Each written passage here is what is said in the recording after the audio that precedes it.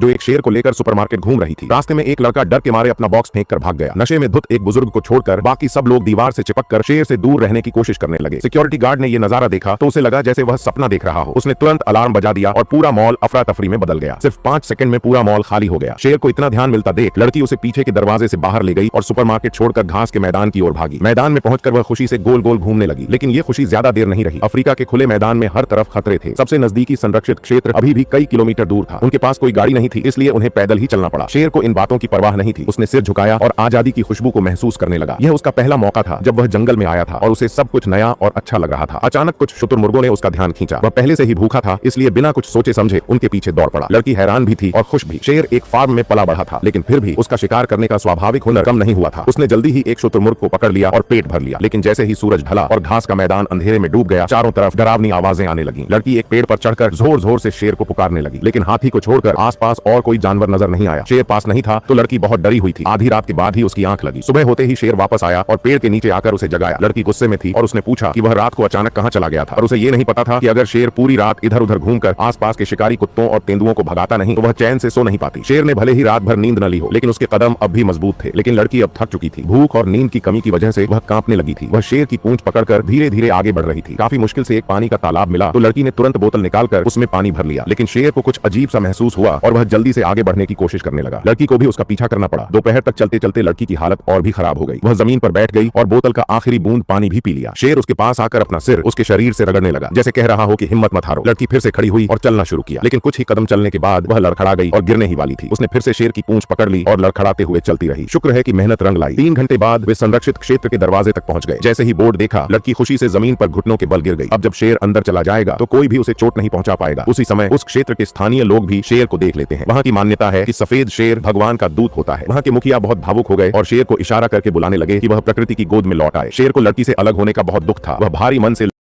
लड़की से आखिरी बार गले मिलता है। लड़की उसके बालों को प्यार से सहलाने लगी और अपनी आंखों में आंसू लिए उसे जाते हुए देखती रही। शेर ने एक बार पीछे मुड़कर लड़की को बहुत प्यार से देखा। इसके बाद वह धीरे धीरे आगे बढ़ा और लड़की के चेहरे पर भी एक सुकून भरी मुस्कान आ गई। लेकिन तभी कुछ गाड़ियां तेजी से आकर संरक्षित क्षेत्र के दरवाजे पर रुक गईं। एक हेलीकॉप्टर ऊपर उड़ रहा था जिसमें असली बंदूकों से लैस स्नाइपर्स तैनात थे। शेर उन बंदूकों के सामने बिल्कुल असहाय लग रहा था। लड़की उसे बचाने की कोशिश करना चाहती थी, लेकिन वह इतनी कमजोर थी कि कभी भी बेहोश हो सकती थी। वह बस अपने पापा से बार बार गिड़गिड़ाकर शेर को बचाने की भीख मांगती रही। अपनी बेटी को इस तरह तड़पते हुए देखकर पापा ने शेर को बचाने की कसम खा ली। वह तुरंत जाके शेर की ढाल बन गए। यह देखकर सब लोग हैरान रह गए, लेकिन उन्होंने डटकर शेर के आगे खड़े होकर उसे संरक्षित क्षेत्र के अंदर पहुंचा दिया। इतनी सारी बंदूकों के सामने होकर भी उन्होंने शेर को सुरक्षित भीतर भेजा। स्नाइपर्स कुछ नहीं कर पाए क्योंकि संरक्षित क्षेत्र में किसी जानवर को मारना सख्त मना है। आखिर में मुखिया के मार्गदर्शन में शेर आत्मविश्वास के